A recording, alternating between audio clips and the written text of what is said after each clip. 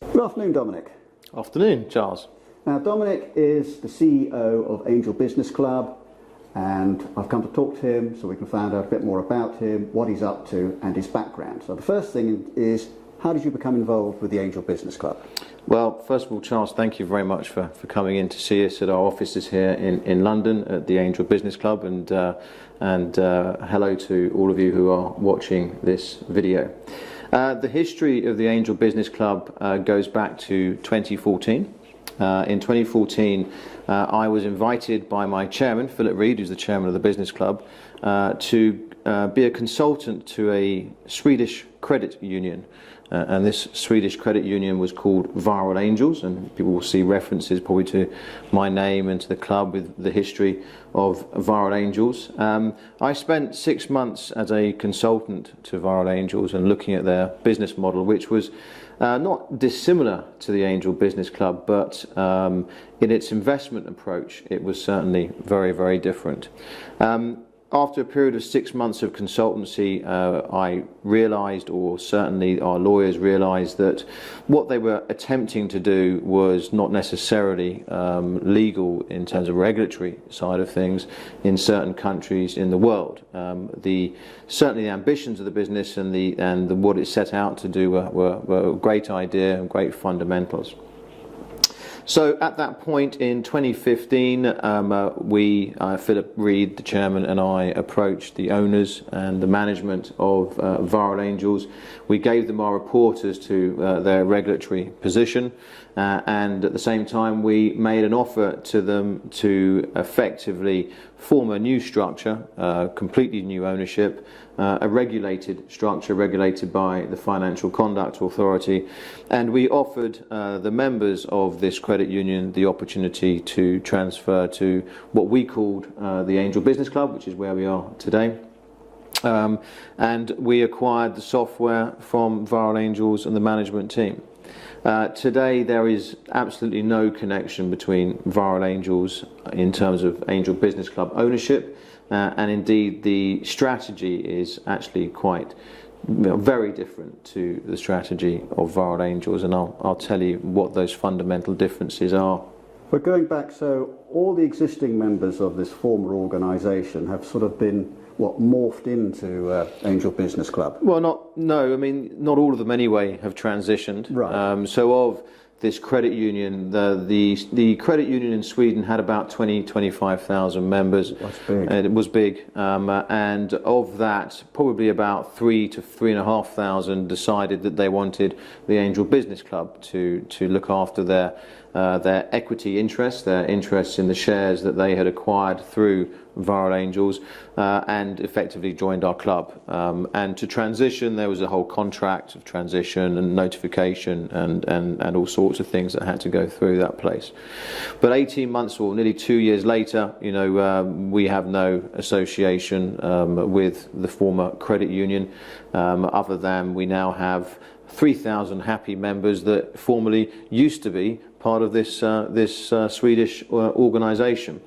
And in terms of what was our fundamental kind of approach, our philosophy about the Angel Business Club, and why we felt that this club structure was so exciting, and that also references the older business as well.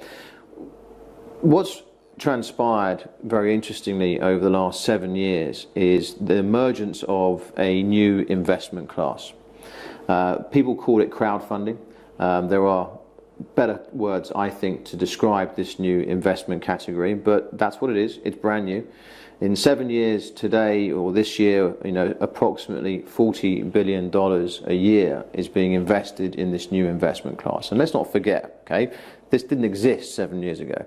And it hasn't cannibalized any existing investment routes. Private equity still booming, venture capital still booming, stock exchange investment still booming. So all of a sudden, in 7 years, we have a $40 billion a year new category of investors called crowdfunding. We looked at this wonderful new space and this wonderful new opportunity, and we saw, we got really excited by it for a number of reasons. the whole notion of a crowd, or what we prefer to call a community, and the power that that could potentially bring in the digital world to any kind of business was just phenomenal. Having 10,000, of which we are around 10,000 members today. Brand evangelists talking about your company, I've always felt, and so has my team, is a phenomenal power or network or phenomenal opportunity for businesses to harness and to leverage. So that part of it really excited us, and we really felt that the existing crowdfunding businesses didn't really address that. I mean, what they do is effectively advertise an investment. As soon as the money's in, that's it. They don't do anything. There's no follow-up. There's no investment management. There's no rigor. That we felt that was a fundamental flaw in the model and an opportunity missed. I think you're absolutely right there, because I've actually made a couple of investments into a couple of crowdfunding companies. Both of them are actually food companies. They're great. They give you a discount on the food if you go for a meal there. Am I going to make a huge profit in the long term? Well, I'm not so sure about that, because they're not really those sorts of companies at the end of the day. They're not likely to go to market. I wouldn't have thought. They may have a trade sale in the future, but I think it's more a bit of fun, actually, than anything else, and see them grow. And that's really interesting. I think you're absolutely right, but what we have to go back to is this is a $40 billion a year investment class. So how are we going to sustain this class? I mean, people need to be making profit and money from their very hard-earned capital. So that then took us to the other side of our coin, effectively, in terms of what we wanted to do differently in the crowdfunding space. And the other side of the coin was the fundamental economics of crowdfunding. Now, a company such as Seedrs or Crowdcube or any one of these well-established crowdfunding companies, they make their money as a commission on investment made by the crowd. Yep. So their economics, their overhead is driven by quantity. So the more and more companies they can persuade the likes of general public to invest in, the more money they make. Correct. Good. Correct. So we felt that was flawed. We felt nervous about that model, because what that really drives you towards is quantity rather than quality. And we feel very strongly that this new investment category is going to live or die by the quality of the product, the quality of the investment, the money that members or retailers or investors can make. And so we thought, well, how can we create a paradigm shift in this space that allows us to cover our overhead, both in curating, finding companies, but also cover our overhead in then managing those investments once the investment has been made, so that you have a long, there's a real involvement, engagement with the businesses that we got involved in. And we came up with this idea of a club. So we formed the Angel Business Club as a membership club, and I'll come on to why that's slightly different to the norm, but people and our members pay a membership fee to join the club. That covers our overhead. So immediately we don't have to worry about switching the lights on every day. We don't have to worry about paying the salaries of the legal and the financial consultants. Or finding another company out there to promote, which is obviously what most crowdfunding companies do. Right? So, you're paying us to go out there and find the next big thing. Yeah. But not just find it, help nurture it to the point where we can either exit through an IPO or trade sale, or there's many ways of liquidity that there's many types of liquidity events that we can create. So we're being paid to do that, which is fantastic. So we're not driven by quantity, we're all driven by the quality. The other fundamental aspect of our business is that obviously you're paying a membership fee. We have a fixed overhead, well, fairly fixed, but we make a profit. And from that profit, we take that profit and we invest that in businesses that we find and we curate. And in return for your membership fee, you get free shares in those companies. Now, we try and deliver to you every month pretty much what you pay as a membership fee in the same value in shares. Now, how do I do that? How do we do that? We're not Paul Daniels, we're not magicians. But the beauty of it is that we have a lump sum of money every month that's profit. So that might be 150,000, 200,000 euros a month. Now, that does two things. It allows us to access deals that you as a member would otherwise not ordinarily be able to access, because the cheapest, the lowest price that these companies in the stages of investment that we go into is £50,000 to £100,000. You have to invest as principal. So we access that quality, which is why I think Charles would always talked about our focus, not necessarily our focus, but our focus over the last 18 months has certainly been on pre-IPO businesses. But that allows us access, and that's an opportunity that you as a member would never get. It's an opportunity I wouldn't get. I simply don't have £50,000 to invest in an early stage business. But because your collective membership fees gives us that power, we can access some outstanding businesses which can give us some pretty quick returns in terms of exits in IPOs. What it also allows us to do is negotiate what we call a discount to value. Cash is king. I'm sure you've all heard that expression. And when we talk to a company, I'll give you an example, the natural drinks company. In fact, I've got one of their drinks here. Always like a promotion. Yeah. Fruit Tree, kids free, a business, sugar-free consumer drinks business. All sugar-free. It's part of the sugar-free revolution. This kids drink sold more than 10 million bottles last year in the UK, in the likes of Lidl, Iceland and Homebase. Selling off the shelves at the moment, just sold out again in Lidl. But anyway, this company, we went to meet with them, and they had a valuation, an independent valuation of £2 a share, and that valuation was done by a rather large, I can't quote the company, if you become a member you'll see the company, but I can't quote it publicly because it's under confidentiality, but a very large accountancy firm valued this company independently at £2 a share. We approached the management and we negotiated a price of buying in this company at £1 a share. Now, the reason we were able to negotiate that low price was, one, obviously cash on the table, here's the offer, but also, very importantly, was our network, our community, that the natural drinks company bought into the whole notion of our community and our business angels and the brand amplification that can provide. They also bought into the whole kind of social context of our organisation, and also the advice. My advice, my chairman's advice, our legal advisors. The whole wrapper that we provide as an organisation as part of our investment criteria, our investment outlook, if you like. And they were very happy to give us this at £1. We also signed a fairly long option agreement, so we were able to buy shares at £1 over a period of time. Now, today, in our internal, when you are a member of this club, our club, hopefully you become a member, and you are allocated shares in the natural drinks company, you are allocated those shares today at a value of £3 a share. Again, independent valuation, that's the same price that a third party has paid for these shares, okay? But because we're buying at £1 and we have a long option, we are obviously making the profit effectively from your membership to allow you to get fair value, £3 shares in the natural drinks company, although we're buying at £1. So you have to understand the alchemy.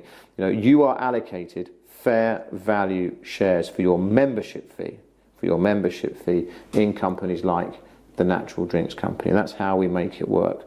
So it's important to understand how those sorts of areas. So that's how we set out in life. What we've achieved. In just over 18 months, we've inherited a number of companies from the Swedish Credit Union, which we worked very hard on behalf of a lot of the members to develop. The fault of the Swedish Credit Union was that they invested pretty uniquely in startups. Right. As I'm sure you're all aware, the startup market is littered with failure. It's just the investment class is ultra high risk, which is why we have a balanced portfolio of companies from pre-IPO, second stage, and a few seed funders. We do invest in seed round of businesses, but we have to have a balanced portfolio to blend that out. We have got one seed round in that I think is going to be spectacular in our portfolio, but equally, we have a balanced portfolio of investments, and the problem with the Swedish Credit Union is they uniquely invested in very early stage businesses, and therefore, from our model, which is about curating businesses and curating that balanced portfolio, it didn't work for us, which is why we moved into the business club. But we managed some of those. But since we launched the business club, I think we've had 9 investments specifically from the business club. We've had 2 IPOs. We have 2 more IPOs of those 9 this year. So 4 out of 9 will list within a space of 2.5 years. That's extraordinary compared to something like crowdfunding. But I mean, how do you go about finding these companies? And what is your background, Dominic? Because nobody can simply walk on the street and suddenly know which companies to choose. There must be some skill involved there. Of course, and it's not just me. We have a great team, within the Angel Business Club. In terms of what I tend to bring to the table is more the entrepreneurial business analysis. My background is not in corporate finance, is not in raising money or in the city. I am entrepreneur is not necessarily the right word. I have founded and formed many different kinds of businesses. I've successfully listed 2 of them. I've sold 1 of them. So I've been around building early stage businesses and seeing them through to exit for the last 20 years. That's what I've done. I left university. In fact, I left film school. I was a film producer. Columbia Studios paid for me very kindly as a scholarship to go to film school, and I sold my film production company early on. But actually, talking about films, it's probably one of the only business environments where you actually see and manage the whole lifespan of what you would see in a business in a very short period of time. So you come up with an idea, which is your seed idea. You then write a screenplay, which is your business plan. You then go and raise finance for your screenplay to raise it. You then do a casting and marketing budget, and you have to produce this product and everything else. And you create it, and you produce it, and you create a product, and then you've got to distribute it, and then you've got to do all the marketing behind it. And then at the end of the day, obviously your income comes in behind the film, and it's a fabulous, in my view, business school.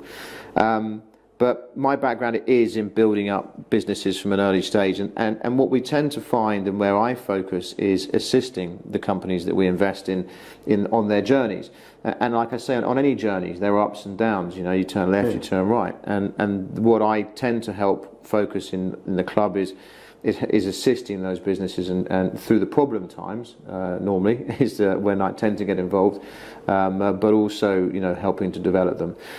In terms of our investment approach, we are a broad church. We don't have a specific investment strategy or category that we have as a sweet spot. We tend to focus on what we call impact investing. That means that but we try and find companies that have a social or environmental impact. Good. It tends to resonate with the community. So no guns or... No guns, no weaponry, no politics. We try and avoid carbon polluting technologies. Good. However, and the reason for that is that we want our members to feel proud of their investments. We want them to talk about their investments amongst friends. This is just as much a social play for me. We like to call our business a financial Facebook. The social element of people talking about these companies and being proud of being part of them is really important, because often these investments involve a long journey. Yeah. And when you listen to the sage of Omaha, Warren Buffett, and the way he describes his investment strategy, he says only invest in something that you truly believe in. Yeah. And if you've got that belief, then your investment outlook changes from something of trying to drive short-term gain to something that or more long-term benefit both to mankind and obviously to your pocket from a profit perspective. And interestingly, if you look at stock markets since their inception, since the 20s, in any 10-year period 90% of stocks have gone up. 90% in 10-year period. So this is often a long journey, and that's why, as my expertise as a business person is to help these companies on their journey. But when I talk about investment focus, we obviously bring in experts to assist us in every category. So we have an oil and gas expert. We have a beautician, a beauty expert. We just appointed her. You'll get to hear about Stephanie. She was formerly very senior in Estee Lauder, and she's just joined our expert in the beauty sector, because we're looking at beauty as an interesting sector to invest in. Health tech, etc. We bring in the people that we need to bring in to assist us. So you say there's a longer term investment, which all investments in stocks should be. So what's the minimum return anybody should really be looking at to be a member for? I mean, it's one that we obviously try and shy away from a regulatory point of view, and please be aware, this is a high risk environment. We always recommend our members to have a very balanced portfolio, and not to invest anything like less than 10% of your liquid available funds. That said, the sector we're in can deliver some very high returns. We look to deliver 20% as an annual return. We aim to deliver 40%, and we have delivered more. But I must go back to stressing that we're talking about a high risk environment. Our membership fees start at €89 specifically to allow any person to become part of our club, and I think that's one of the things I'd like to not just leave with you, but to emphasize again, is that we are providing you with opportunities that you would never otherwise see, and we think it's only fair that someone that can pay €89 or someone that can pay €50,000, we think it's fair that everyone gets a crack at the opportunities, and that's very important to us. I think that's great. Now the other aspect is, how does somebody become a member? I understand that they have to actually be introduced by another member, otherwise they can't join. Is that correct? Yeah, I mean, it all goes to our regulatory cover, Charles. So the Angel Business Club in itself is unregulated. It is a private members club, and you pay a membership fee in return for which you may or may not get free shares in these exciting companies. And we've done that on purpose, because if the club itself was a regulated entity, it would probably preclude most of us from becoming members, because the rules and regulations around effectively collective investment schemes or alternative investment funds, which we are not, specifically not, would preclude most of our members from being a participant, because you'd have to be a professional investor. However, when the club, over and above your membership, the club will provide investment opportunities to its members in these outstanding companies over and above your membership fees.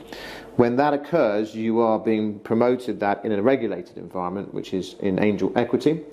And Angel Equity is regulated by the Financial Conduct Authority in the UK, and is regulated to arrange investments and to do the promotions. So you'll see when you're a member of the club that if you want to invest in something over and above your fee, you move into an Angel Equity environment, and everything's taken care for there.